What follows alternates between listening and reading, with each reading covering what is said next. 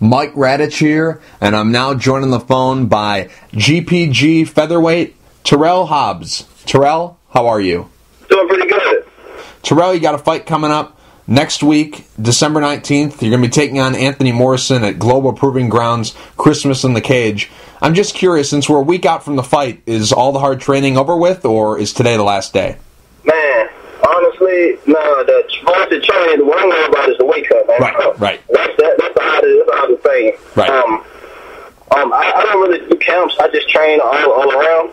Mm-hmm. And so that way, when I be called for a fight, I'm already ready. So. Oh, okay. I see.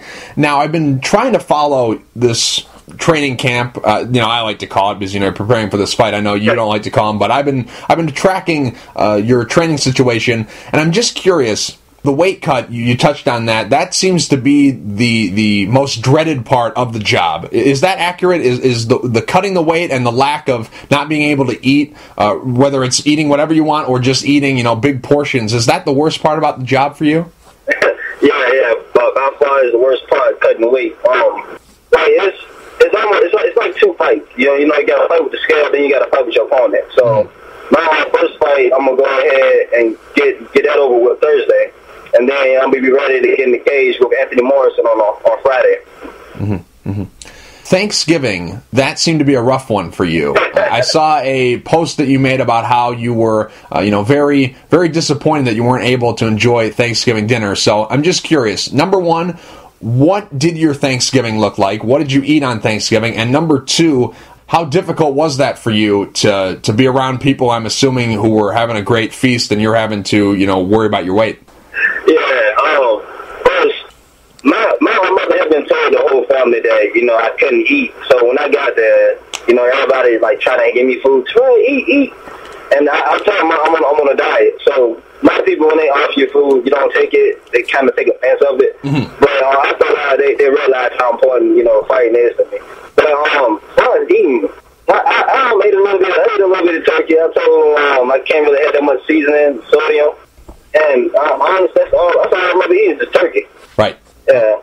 Now, I'm just curious because, Thanksgiving was a couple weeks ago. So let's just say you had eaten a Thanksgiving dinner. You had a big dinner just like everyone else. Would that have screwed you for this weight cut? Like how much of an impact would that have made on your weight cut if you had a cheat day then and ate Thanksgiving dinner? I'm just curious about that. Would that have made or break you for the scales? Yeah. Far as me, like if I had a big dinner, it wouldn't break me. It would make my weight cut, a little harder. Mm-hmm. But I never really get over 170. So yeah, it wouldn't. It wouldn't like damage me, but it would just make the weight cut more sucky. So. Okay. I was just curious about that because I've talked to some of the guys who are fighting around the same time you are, and they said they took a cheat day and they decided to indulge on Thanksgiving. So I was just curious about your situation. I'm like, maybe he is having a hard time making 145. Maybe this is a struggle for him. Maybe it will affect him. Maybe even having a big meal a couple weeks out from the fight will mess him up. So I was just really curious about that, but. Now, I promise this will be the last question about food. After this fight is over, what's the one thing that you're going to be diving into food-wise? What's one thing, after this fight is over, what's one thing that you've really been craving that you're really going to indulge in once this fight is over? What's something that you've really wanted badly but haven't been able to eat it because of this fight coming up? What's the one thing out there? Or maybe it might be multiple things. Now, one thing I'm telling my girl about it. So, as soon as I get that scale, I'm getting me some Popeyes. I'm getting a lot of starch. And I'm almost anything with sodium. Anything I'm putting salt on it. Mm-hmm. Okay. So, yeah. Okay. Yeah, it was something my friend did my fellow, he had a wedding. So, I wasn't able to make his wedding, but he came to my house with leftovers from the wedding. Mm-hmm. And he got a big thing full of pudding. Banana pudding. Okay. I can. You know I got to fight. Yeah. You know I got to fight next week. Yeah. But, man, every time I open that refrigerator, it hurts me. You brought up Popeyes, and I'm a big fan of Popeyes. I absolutely love everything on their menu. So, what's your order? Give me a sample of what after this fight looks like for you? What are you going to be ordering? I'm curious. All right, with me, I'm gonna get the 3-piece dark. Okay. Yeah, and if I'm still hungry, I might go ahead and get the 2-piece meal white. Is that my baby? Okay. Because my girlfriend, she always don't want to order me Popeyes chicken, so that and a whole bunch of sushi. Okay. Anyways, Terrell, let's forget about food. I know you're struggling with this. You want to indulge in something, but you got this weight cut coming up. So enough about the food. Let's talk about Anthony Morrison. That's your opponent for December 19th. A veteran guy, a guy who's been around the sport for a while. Overall, what are your thoughts about him as an opponent?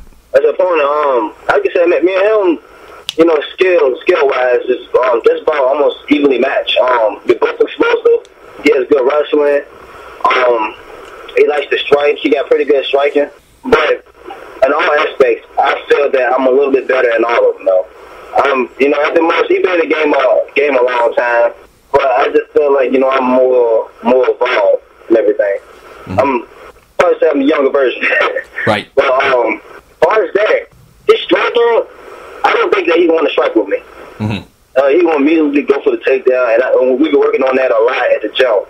So as far as that, I have respect for him. Like I said, he's been fighting for a while, and even before, I started getting up on rankings in my weight class, I was watching his fights. Mm-hmm. Mm-hmm.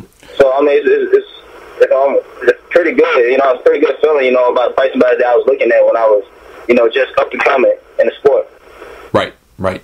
Now, I'm just curious, because you fought a lot in New Jersey. You're based out of Virginia, but for whatever reason, the promotions in New Jersey love having you. You fought for, obviously, Bellator in New Jersey. You fought for CFFC. You fought for Ring of Combat. And now Global Proving Ground is putting on a show in New Jersey, and you're fighting for them. So I'm just curious, what are your ties, if any, to New Jersey?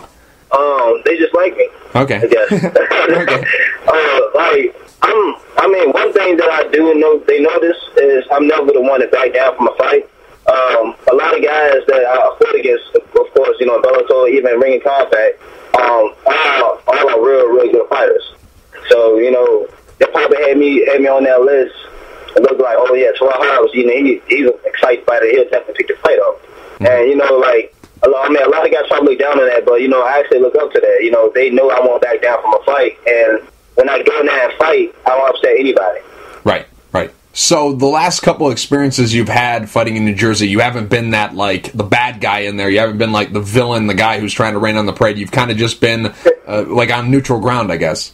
Yeah.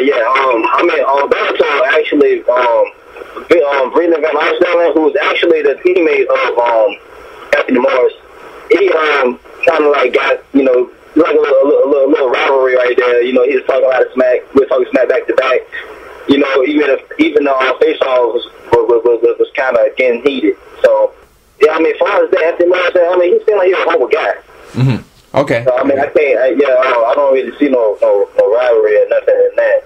Okay. I would like to be the villain. Right. Okay. I was just curious about that because this fight. It feels like I knew about this months and months ago. It feels like it's been a long time coming. When exactly? I know you said you don't do training camps, but when exactly did you start to train specifically for Anthony Morrison? Because it feels like I've known about this fight forever. Yeah.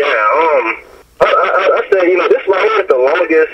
It's the longest time I had to prepare for a fight. Mm-hmm. I think I had like a month and a half of, preparing for a fight. Mm-hmm. Okay. So, yeah. Just about as soon as I got that call, that week is when I started pushing it. Okay. I was just curious about that because, like I said, I've known about this fight for a very long time, and I'm really excited about this fight. I think it's a very even matchup. Like you said, you're kind of the new breed of him. It's very interesting. It's a very intriguing matchup, and I'm really looking forward to it. Now, I'm just curious. On some of the databases, it says you have a fight in January lined up for Ring of Combat. Is that confirmed? Is that fight been signed yet? No, it hasn't been signed yet. I like to take a fight at a time. Okay. So after this fight, I'll go ahead and get my final say so in that fight. But right now, I just Anthony Morrison is in the way, and I'm gonna get that out the way. Then we'll worry about what's next. Okay. I was just curious about that. So I've looked at some of the databases, and a lot of them aren't reading each other, and a lot of them don't have everything on the same page. Some of the databases say your record is 12-7. Some of them say you're 10-7. Some of them say you're 9-7. Some of them say you're 8-9. Some people say you're 9-8. All kinds of different numbers I'm seeing here. So I'm just curious, what is your official MMA record? 9-7. Okay, there we go. Now I don't have to worry anymore. Yeah. Because I'm looking all over the place and I'm seeing all kinds of crazy stuff here, so I was just curious about that. Another thing I'm real curious about is to know how you got your nickname, the Hollywood Hobbit. How did you get this nickname? Alright, everybody in the gym knows that I like to look nice, dress up, anywhere I go to, especially like fights. I like to look good, and they always call me, I'm Hollywood. So that name stuck with me, Hollywood, but my coach, let's had to mess it up and put Hobbit in. He said I got feet like a hobbit, so that stuck with me, Hollywood Hobbit. Oh. First it was like a joke, but then, after my first fight, when they named me like that, they named me Hollywood Hobbit, it just stuck with me, man. Oh, okay, I see. I was just curious about that because I was kind of confused because you're from Virginia, but then I'm trying to figure out, okay, is he originally from California and that just carried over to Virginia? But then I'm seeing he's fighting in New Jersey a bunch, so is he from New Jersey? Like, I'm really confused. So you're really enlightening me and you're really educating me about your history here. It's great. Oh yeah. Because I was very confused a couple hours ago. So, anyways, Terrell, right now for 2014, you fought twice and you haven't been on the winning end of either of those fights. You're 0-2 for this year. How much pressure, maybe not pressure is the right word, but how much do you need this win? How badly do you need a win? Obviously, every fight is an important fight, and your next fight is always your most important fight. But considering the year you've had up until this point, is December 19th, is that a must-win? Yes, it's a must-win. These two losses actually, took me off my high horse. It really humbled me. I definitely underestimated both of these guys. There's two guys that I shouldn't have lost to, and I was slacking on my training, and basically I underestimated the guys. Mm-hmm. And it's right here, this fight, December 19th, I would definitely make up for them losses. Mm-hmm. Definitely. You had a great run before those two losses. I'm looking at some of these victories that you have, and there's a lot of good names on here. Scott Heckman is a very good fighter, and you subbed him, and he went on, had a nice little run with CFFC, and you put him away. So I was very impressed by your run, but then of course these last two fights haven't gone your way. So I'm just curious, is Anthony Morrison, do you view him as the kind of guy that if you get a win over him, momentum will come back and it'll really open some people's eyes? Some people who in their eyes they've kind of written you off a little bit. Is Anthony Morrison the guy who can get you back on track if you're able to pick up a win on December 19th? Yeah. Also, one thing that I looked at, I was too worried about what people actually think about me. Mm-hmm. If I just go out there and I fight my own fight and just, go back to the old me and just win, sooner or later people can't deny me. So right now I'm not really worried about, Terrell, he's back. I know where I'm at. So after I beat Anthony Morrison, I'm gonna be back on the street for one thing. Right. Yeah. Now, I'm just curious, how has this year been for you? Because as of right now, you haven't won a fight in 2014, and looking throughout your career, you've never gone winless in a single year. So what's it been like these last couple months? What's it been like for you, not on that normal streak that you're used to? You're used to winning. I mean, that's what you've done throughout your career. If you look year by year, you've always been in the winner's circle, but so far it hasn't happened yet. What's it been like? I'm curious. Yeah, it was pretty tough. This year, it's definitely the toughest year of my life, period. As far as, personal issues at home, me getting myself together. Mm-hmm. I'm not using that as no excuse at all for my losses. The guys, they beat me. Right. But I also had to find myself. And, once I did, Rafael's fight, which, I forgot the last guy I fought, but he had surprised me with his fighting, which I definitely, I was winning a fight, so I wasn't looking for that. So, he definitely took that win, and after that loss, of course I felt devastated. I was thinking, maybe I lost it, if I'm still, good. And I just, it took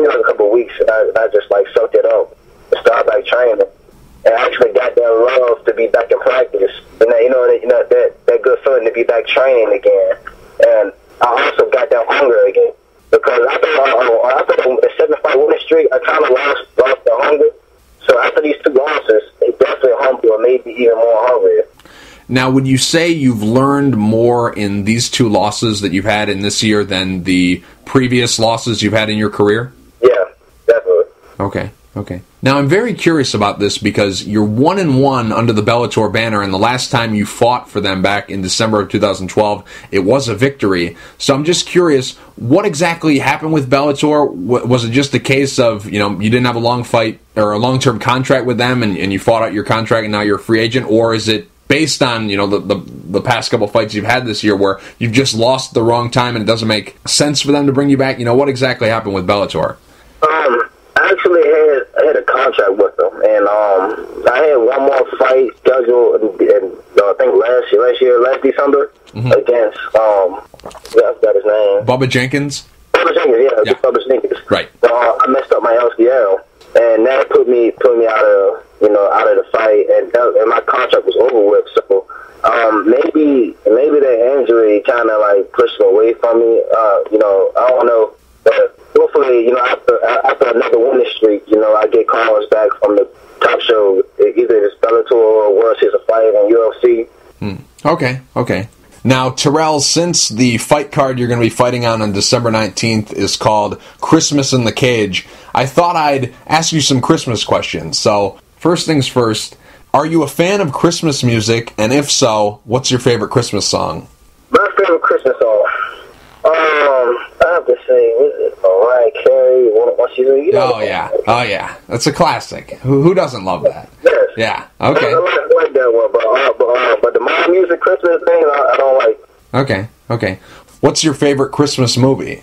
Oh, come on, everybody had the same Christmas movie. You know what I'm talking about, right? Christmas Story. Oh, Christmas Story. That was a curveball. I thought you were going to say Christmas Vacation. Oh no, Christmas Story. Okay, a Christmas Story. Okay. Now, Terrell, we've all had that toy that we wanted all year. We've all had that toy that we were really hoping would show up on Christmas morning. We've all had that toy that we really wanted, and for whatever reason, it never came. What is that toy for you? What's the toy that you wanted for Christmas, but Santa never brought you? It was a brand new, I forgot what kind of gun it was. It was a Nerf gun. It was a Nerf gun I wanted. I think it was like an automatic. Automatic Nerf gun. It was really big. It was almost bigger than me at the time. Well, I had to ask for that. Never got it. I think I got one of the little super soakers. Okay. Yeah. But it's Christmas time. Like, why have a water gun? Right. I wanted a Nerf gun. I wanted to shoot it in the house. But you can't put water guns in the house, right? So. Right. I hear you. Now, opening Christmas presents. Some families do it the night of Christmas Eve, and some families open their Christmas presents on Christmas morning. I'm just curious, when do you open presents? Christmas Eve or Christmas Day? Oh, yeah, that's just a little. My family always let us open a couple of gifts at night. Me, I let my daughter open one gift, and then I wait until the morning so she open the rest of them. Okay. Does your family have any Christmas traditions? Is there anything that you have to do on Christmas? Is there something that you guys do every year? We always had a Christmas dinner at my mom's house. Okay. And I know you said earlier, and I'm not trying to get you in trouble at all, but I know you said earlier that you have a girlfriend, but if there was one female celebrity out there that you could meet under the mistletoe, who would it be? One female celebrity. Okay. Who is it? Yes. What is her name? You watched the Notebook before? Rachel McAdams. Yes. Okay. Angelina Jolie. I'm set. Okay. I didn't expect Rachel McAdams. I thought we could have gone. I had almost all different ways. Yeah. Anyways, what are you hoping that Santa Claus brings you this year? Santa Claus, I hope. Long as I'm healthy to go on with the next year. Basically, I've been stressing a lot this year. As far as my home, just healthy relationship with my girl. I just got into a relationship not too long ago. I mean, basically, that's it. I mean, I'm not a guy to ask so much.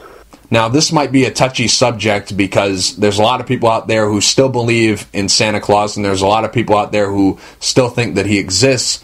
But I'm just curious, when exactly did you stop believing in Santa Claus? I stopped believing very, very early. Mm-hmm. I mean, I was kind of confused with the story. I was probably around 7 years old, and me, my sister, and brother, we had set up some milk and cookies on the table. Right. And we stayed in my grandfather's house, and at the time there was no presents under the table. We slept under the Christmas tree. Mm-hmm. So when we woke up, there's presents all around us. The cookies and milk is all gone. So I'm thinking my grandfather is he's pushing 60. After he get the present, put it around us while we sleep, and then he did milk and cookies all night in like 5 hours, because we stayed all night. Right. I was a little skeptical about Santa Claus, but after that, I started believing in him. But the year after, my dad told me. Mm. Right, it's like, son, we don't have much money, you're not going to be able to get what you want for Christmas. And I'm like, what? Right.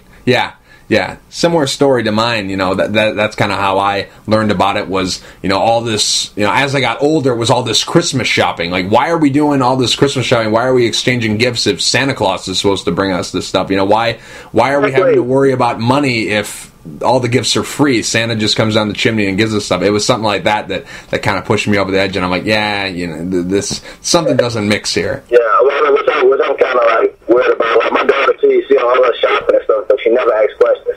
Right. Just asks when we see Santa Claus. Right. Right. I hear you. Now I'm just curious. Do you have a New Year's resolution? A New Year's resolution? Yes, I actually do. I actually do have one. I mean, do I have to say it though? If you don't want to, I don't. If you want to, go ahead. If you don't, I'm gonna go ahead and say it. I'm gonna take this right here. I'm gonna quit drinking altogether. Yeah, I don't drink a lot, but I'm just saying, when I did drink, I end up spending lots of money, and it never did nothing good for me. Mm-hmm. Okay, yeah, that's a good New Year's resolution. Me personally, I never touched the stuff. I never drank. I never tried it in all the years. Never experimented with that at all. Never tried any of that stuff. Never had any interest in drinking at all. Never really did that kind of stuff. Always been kind of a square peg, a goody two shoes, I guess you could say. Yeah, never tried that. So I definitely am on board with that being a New Year's resolution. That's good. It's good stuff. Now, what's this going to do for the birthday celebration that you're having tonight? What's going on there? Where are we celebrating, and who's coming along for the ride? Right now, I have a couple of my friends from my hometown, Petersburg, that's going to meet me up there.